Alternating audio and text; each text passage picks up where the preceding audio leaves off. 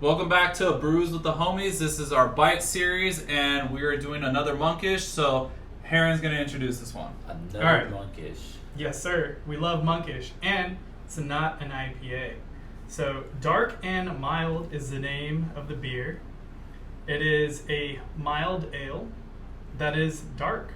These can vary in, color from a little lighter to very dark, like we're going to show here, or have already shown. And let's just dig into it. Yep, let's do it. On the nose, already showing of the style. Smells kind of like it's going to be very malty, huh? Yeah, so this one, just so people know, 3.5% ABV. Supposed to be one of those really easy drinking beers with a still medium body and roasty malt characteristics. So shouldn't be like a coffee roasty, but like a malty roasty on this one. So Heron and I have had this a few times. We love this one. We've had it just chilling at the house. We've shared it at Beer Zombies, and let's kick it back to you to kind of talk about more about it and what you're getting from it. Yeah, so roasted is the word. Like, it's not smoky, because you can run into like smoky and roast, kind of like the same thing. Yeah. Not smoky whatsoever. These are not smoked malts. Roasty, so darker malts, gonna have more of a characteristic of like a roasted coffee bean without the coffee flavor. Like, just like think Starbucks when you think like kind of like almost charred in a way. Yeah. And with malt, like the sweetness of the malt and the roastiness, those are the two main things that are just like dancing around. And it's got a thinner body, and I'm almost done because this thing is so good. The cool thing I like about this one is, I know you said it's like a thinner body, but it still has body for being such a light beer, right? Right. But it has so much flavor packed into it, being 3.5%, whatever it is, in that range. And I really dig it for the fact that you're getting so much flavor for the low ABV. If you're just trying to really like relax, crush a beer, but at the same time don't want a high ABV, don't want a lot going on in terms of like, I just want to chill, drink multiple beers, not get too fucked up, this is kind of that area you could go to. So I'm curious to see what D-Bro has to say about this, because of the fact it's not coffee flavors, but it has a roasty flavor, which could be associated with coffee. So what do you think? Reminds me of the stout that we did on the live not too long ago, where it's not like the thick body, but it's nice and like thin. Okay. I don't know. It kind the of one from the Advent calendar, right? Yes, the Advent calendar. I don't know. Like, I'm not 100% sure how I feel about this one. Like, at first, I'm like, oh, this is cool. Mm-hmm. And then the roast aftertaste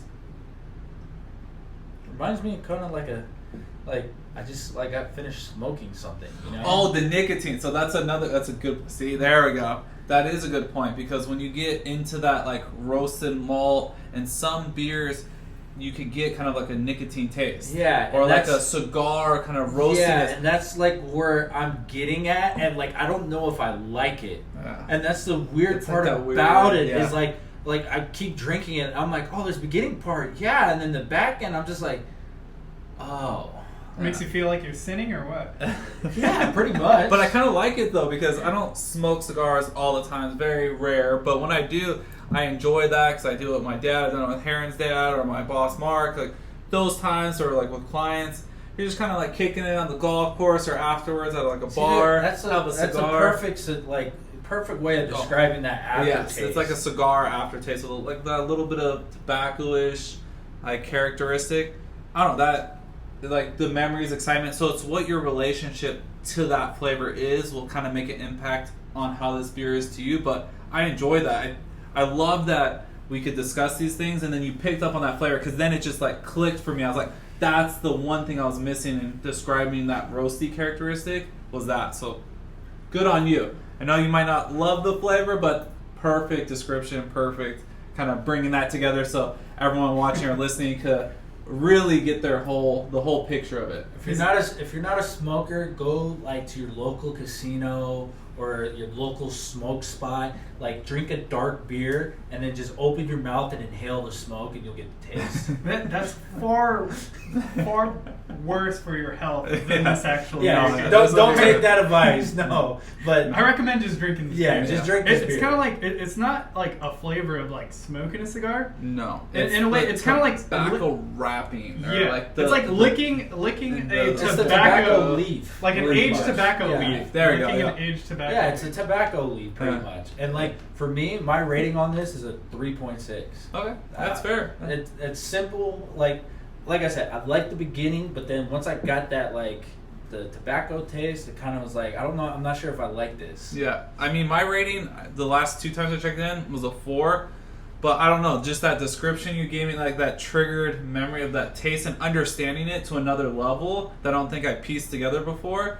Probably rated it even higher. I think it's like a 4.4 for me. So This your is base something- rating is a 4, but the sentimental adds the. No, I just think it unlocked that last characteristic to fully appreciate Okay. and like understand the flavors, right? Because you could like a beer and then you're just not appreciating and understanding all the flavors going on. So it helped me understand the complexity of this beer at the level to raise the rating. Now that I Yeah. look at this, the label reminds me of like a sticker you would see on a cigar. Yeah. It definitely is. Yep. Yeah. So It's kind of there we go. What's your rating, Aaron? Or like, what else are your thoughts on this? Because I know you love it so much. When I was at Monkish, he was like, "How many can I get?" Well, he was like, "I want to build a case." So he's like, "I'm gonna get 3 4-packs of this." Yeah. And I was like, "Hey, let me see what I can do." And they are able to make it happen. So glad we could bring this back and for you to enjoy it, for us to have it here, and hopefully people could get it because I know they do it a few times a year. It's not like it's gonna go away anytime soon. Yeah. We've had it last year. I know they had it the year before that. So it's something that does come back. So it will be accessible for people to actually go and get some. Yeah. And we Go love get that. yourself, brother. So I could have this beer probably year round. It's excellent for the colder months like now, Yeah. and it's would be beautiful in the summer because it just has so much flavor, and it's not going to Yes, get you a drunk. lot. Like I don't want to get drunk off of one beer. That's why like the hazy IPAs, like I don't know, maybe I'm a lightweight, but I'm just like, dude, come on, man. You start feeling something halfway through, and you're like, dog, I know I haven't eaten this morning, and this is the first thing on my like list of things I'm ingesting. But come on, I'm not trying to like feel drunk on the first few sips. So the lighter beers with flavor, we can't forget the flavor. Yeah. They win my heart. So another, I don't know, I would probably rate the coffee triple, Belgian triple Yeah. from Monkish a little bit higher than this one, surprisingly, but just because that one's so unique. Yes. This one, I don't know. It's not a 5 like that one, but I would say maybe a 4.7, 4.8. Yeah. Like it's just, I would never turn it down, ever. Somebody like even gave me like, if someone gave me an ounce of this, I'd be like, dude, thank you. Like, incredible. Would you bow down and say you're a goddess? Well, I mean, it would depend if they're a woman or a man, because a goddess is a woman and a god is a man. Yeah. I don't know. I think that's the Yeah. Yeah, no, you're right. So- yeah. I mean, I would still call him a woman though, maybe. I don't know. You know, that's Aaron for you. we digress. So. Yeah, we did. My bad.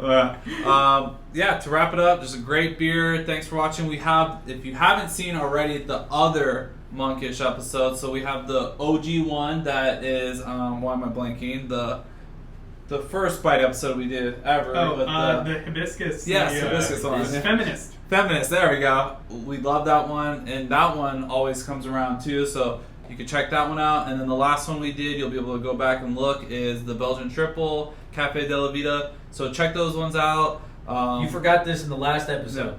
Tune into our Instagram. We've been doing Instagram lives with Brews Clues for the last 14 days. And we're doing this all the way up until December 24th. So come on in, take a look at our Instagram. You'll see the times that we're going to go live each day.